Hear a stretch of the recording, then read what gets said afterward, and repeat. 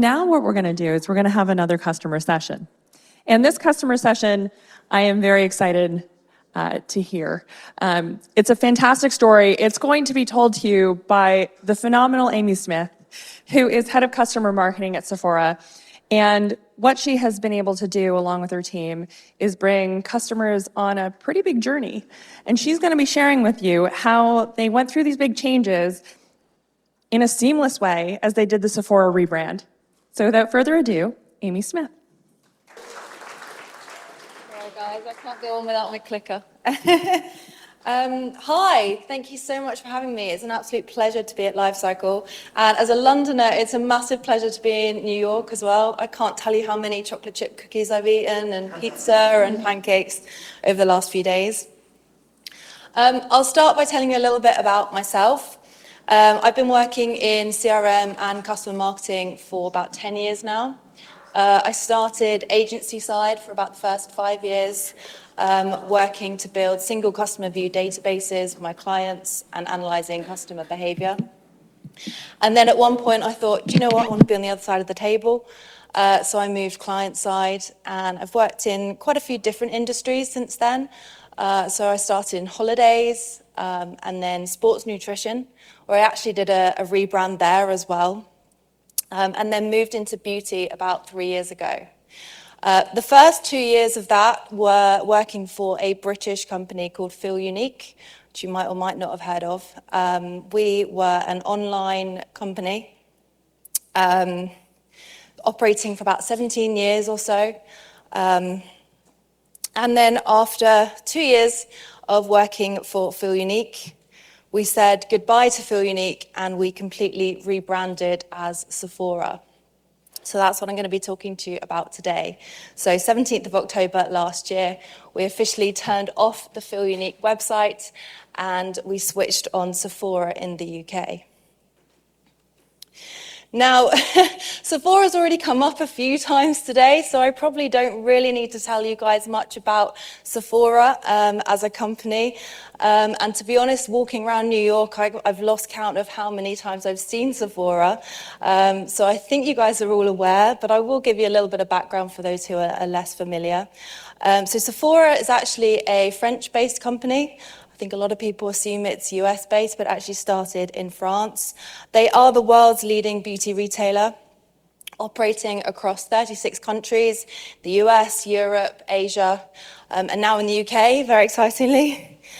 We have over 3,000 stores across the whole world, one of which is in the UK at the moment. Hopefully more will come soon. And we have almost 300 beauty brands that we sell, one of which is our own brand, Sephora Collection, which is kind of a lower price point than a lot of the other brands we sell, but very accessible and very popular. And as I mentioned, we launched in the UK in October 2022. So launching in the UK was an absolutely massive deal. For those of you that don't know, Sephora wasn't in the UK before that point at all. I think people are always quite surprised about that because it's such a well-known brand. You assume that it's everywhere. And I think, you guys are used to seeing it, but for us it was incredibly exciting. We are used to having to go on holiday to shop Sephora, so people come to New York and they go to Sephora, or they go to France and they go to Sephora, so we didn't have it at home. So a huge opportunity for Sephora in the UK. The UK is the 5th biggest beauty market in the world, so massive opportunity was there.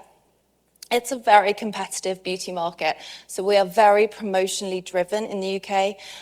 You'll sign up to any number of beauty brands and there's discounting all the time. There's always money off. You'll be bombarded with emails every single day. So what Sephora really wanted to do was come into the UK market and offer something a bit different.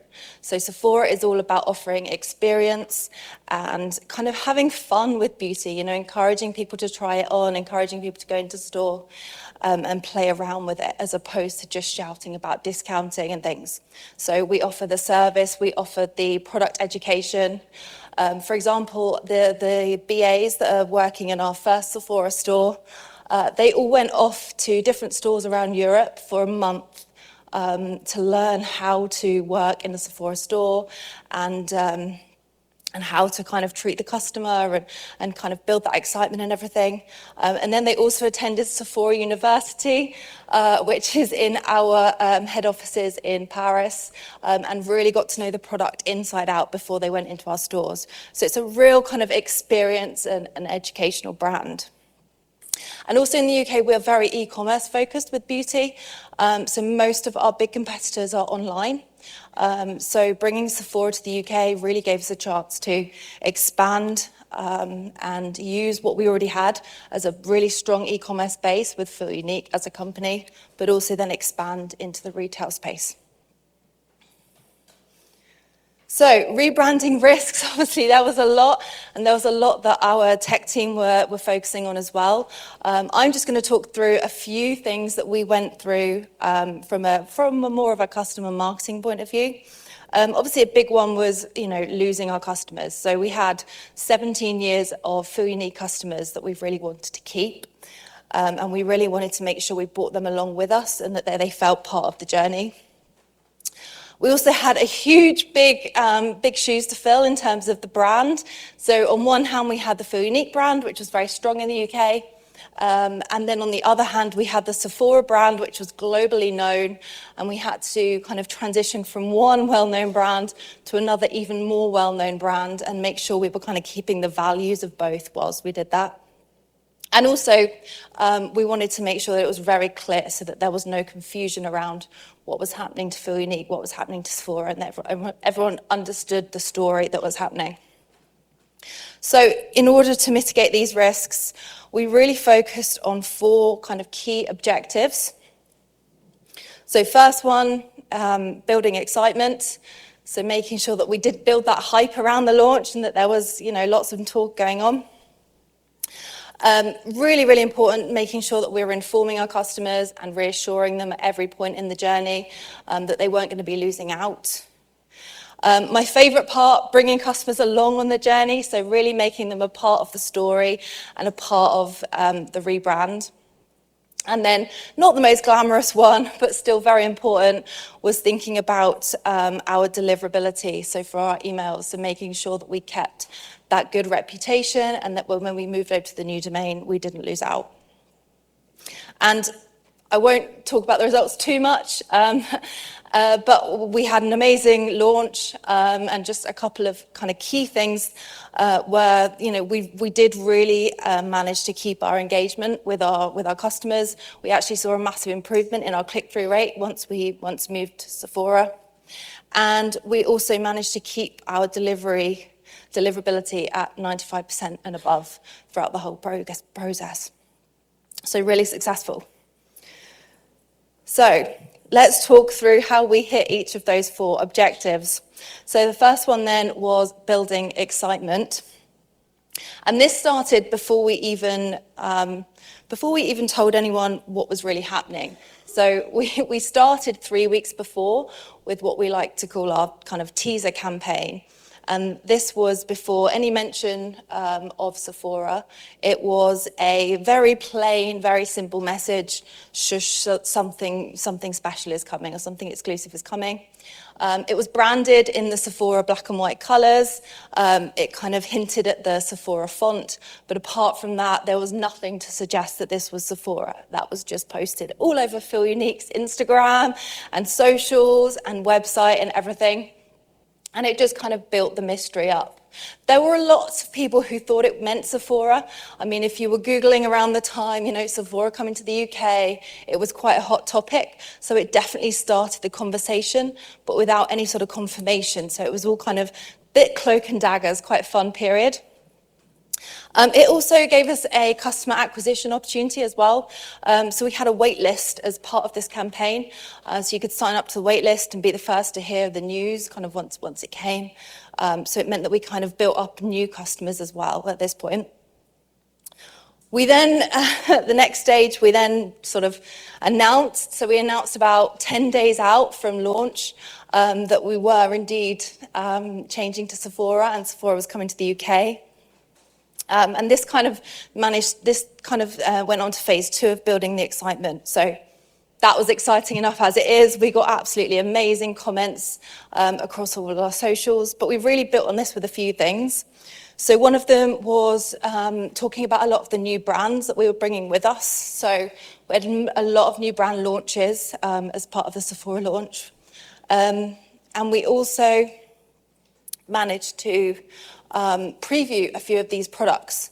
So we offered pre-order for just 5 products from 5 new brands that were coming in October, and it meant that customers could find out about the brands, they could find out about the products, and they could do something. So it wasn't kind of a static period where people were waiting and not doing anything. They could go on the website, they could read about these brands, and they could pre-order these 5 products. One of which was our advent calendar, which was incredibly successful. We've actually just gone on pre-order today for this year's advent calendar. So if anyone's in the UK and wants a Sephora advent calendar, you better be quick. But really successful at kind of building that education up and building that engagement up. The next of our 4 objectives was informing and reassuring our customers of the changes. So this was kind of quite a simple approach, I guess. We had a lot of email communications and other, communications across all of our channels, telling customers about all the changes. And we had a lot of different messaging for different types of customers. So we had our overall messaging, telling people about the changes. We also had specialized ones towards our rewards program. We had ones around some of our subscription services, and they were all just telling customers about the change and reassuring them that nothing was going to change. It was all going to stay exactly the same in terms of the offering. Your rewards, you were still going to keep, you were still going to be able to transition over. So it's really important that we sent these messages quite a few times to our customers. We sent them to people that weren't clicking or not opening them, to make sure that we kind of got to as wider amount of customers as possible. And the key message on every single one of our emails was making it really clear and really easy for customers to contact our customer service. So we had a huge customer service team operating throughout this whole period in order to kind of pick up any requests, any worries that people had. So it's really easy for them to contact us throughout the whole period. We obviously wanted to target all of our opted out customers as well, which usually isn't really a standard thing. So Ametria actually helped us set up a separate service account where we could target all of our opted out customers with all of these service messages very easily. We sent them in batches so that we weren't kind of bombarding the system, and also weren't bombarding our customer service team with too many people at once. But it made sure that we were reaching as many customers as possible with these kind of really key messages. The next thing we did was we had a very slow transition period of our logo. And this was on site, but also within emails. So we obviously, you can see, kind of started with our Feelunique. That was our standard logo at the top of all of our emails. We then kind of started by adding the Sephora name at the bottom, very small. Then we made the transition over to Sephora, but still kept the Feelunique there for a very long time. So this was perhaps about a month or so after we launched. We still had formerly Feelunique within our emails. And actually, what we then did is we started segmenting customers. And for those who were lapsed and not engaged, and we thought might have missed the message, we kept it at the top of the emails for those guys. And if everyone else kind of just slowly transitioned into Sephora. So it was very obvious. We needed to assume that every time someone opened an email or went on the website, that it might be the first time since the rebrand that they'd seen anything. And then, in order to reiterate the message across, we did it, obviously, as anyone would do, we did it across all of our channels, including quite a big piece of direct mail. I don't think direct mail is really used that much anymore, but we found it really drove an increase in response, actually, from some of our previously really high-value customers. So this was my favorite part of the journey. So bringing customers along. So we did some really lovely things around this. I'm just going to focus on 2 key areas that we did. The first one of them, very simple, we sent out a survey to our existing Feelunique customers. So once we'd announced we were becoming Sephora, we sent out a survey saying, what do you think? And I think this comes back to a lot of things that we've been talking about today, you know, really utilizing UGC and having a conversation with our customers, making it two-way, as opposed to just telling them that this rebrand was happening. So this survey, quite simple. It first of all kind of had a section around, what do you think? Are you excited? Are you concerned? You know, just to get a measure of how people felt about the change. Luckily, most people were very excited. It wasn't a hard sell, which was a relief. The second section was all about, do you have any concerns? Do you have any questions? So we were really trying to gauge what customers were thinking about, you know, what questions, what things have we not thought about that perhaps our customers were thinking. And one key thing really came out of this actually, which was, and we've already talked about it today, was the Sephora US loyalty program. So obviously we were transitioning from Feelunique over to Sephora. And the first question everyone wanted to know was, can I use my US points in the UK? Unfortunately, they can't right now. It'd be great if we can get that working. But it was something we hadn't really considered and we hadn't really put into our messaging. So it was something that we could then kind of change in our rewards messaging and make it very clear. At the moment, I'm afraid, you know, each country is separate and you can't use points across different countries. But a really, really good use case.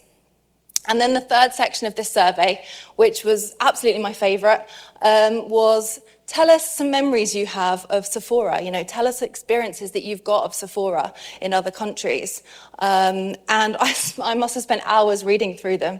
But we had some really lovely responses, like a woman who had bought a red lipstick in a Sephora the night before her wedding in Las Vegas. Or a mother who'd taken her young daughter to New York 15 years ago, and ever since they'd both been huge fans of Sephora. So we had all of these lovely stories and things that people already had of Sephora in other countries that we could kind of bring, we could then repurpose and share on our social channels, through our emails, and just build on that kind of constant excitement. The other thing that was actually kind of I didn't really think about, but that was that came out of this was it built the excitement within the team. So we'd been working on this rebrand project for about a year. I think everyone was exhausted, absolutely shattered, kind of sick of Sephora, sick of rebranding and everything. And then all of a sudden we had all these lovely stories and all these customers that were, you know, really excited about it. And it really lifted the mood and really lifted kind of the feeling in the office and made everyone realize what we were doing this for. And that, yeah, it was an incredibly exciting journey. The second thing we really did to bring our customers along on this journey was inviting them to our launch event. So we had all singing, all dancing launch event in London, and it was mainly there for press and for influencers and for the brands, you know, just to kind of drive that buzz on social and through the press and things like that. But we kept one day for our VIP customers, and we invited a load of them along. We gave them kind of a golden ticket and invited them to come along, meet the brands, get their hair done, get their makeup done, have their picture taken, and really feel part of it. And again, the response was absolutely incredible. I was lucky enough to spend the day kind of going around just talking to our customers and finding out kind of what they were feeling. And they were having an amazing time. You know, some people had driven 4 or 5 hours just to get there. They were incredibly excited. One woman even brought a 6-week-old baby with her because she did not want to miss the event. So I think it's the youngest Sephora fan I've ever seen. But really exciting. And again, it was a really kind of a really good feedback loop for me, because the one question I kept getting asked all day was, when's the stores opening? When you know, because at that point in October we didn't have any stores in the UK, and it just harped home to me how important it was to get stores in the UK. Obviously, they were already in the plans, but you know, that was really valuable feedback. So really, it's some really lovely moments there. Then the final one, maybe I shouldn't have put this last, it feels like probably the dullest of all of them, but still incredibly important, and that was maintaining our deliverability throughout. So obviously when we set up kind of the new website, sephora.co.uk, it meant we were then going to be sending all of our emails from a brand new domain. If we'd have started sending them on launch day from, you know, stopped from Feelunique and gone to Sephora, we would have ended up in a million junk inboxes, we would have been blacklisted and all sorts. So we really had to think about how we did that transition. So we did a 3-week plan, and we worked with the Emetria deliverability team really closely on this one to plan out how we were going to do this. So we started by sending, as soon as we'd announced that it was going to happen, we started sending to our really engaged core group of customers to the new domain. So a couple of thousand customers, you know, very, very small percentage, less than 1% of customers, we started sending from the new domain. And we knew that they would get kind of an 80-90% open and click-through rate and things like that. So those were the guys that we started with. Those were the guys that then helped build our inbox reputation up. And then we would review each day, okay, what's the deliverability looking like? Should we increase the numbers? And then we would kind of double the numbers. So each day we were kind of building and adding on and switching some customers over from Feelunique to Sephora. The from names, you know, we were using still Feelunique, so we're technically still Feelunique, but the actual sender domains were coming from the new domain. It worked amazingly well. I think by the time we were about 1 week into becoming Sephora, we'd transitioned everyone over to the new domain, and we hadn't seen any drop in deliverability. So really, really positive. And I cannot praise the Emetria team enough for that. They were so helpful.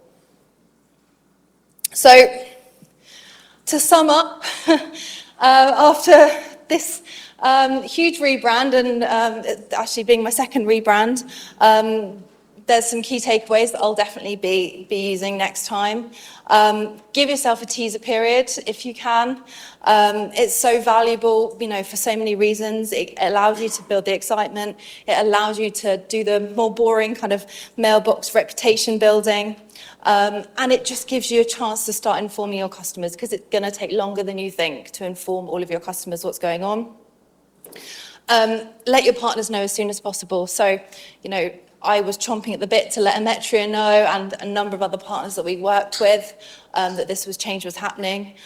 They've all done it before, they know what they're doing, and they had a list of things that I hadn't even thought of that we needed to provide, kind of assets-wise and templates-wise and things like that. So it's always helpful when you can, if you're doing a rebrand, to let everybody know, obviously when you're allowed. Get your customers involved. So, you know, I think, you know, everyone in the room seems to be on board with that. Create that two-way conversation. It's going to drive loyalty, and it gives you really valuable feedback. And then just don't assume that your customers know what's happening.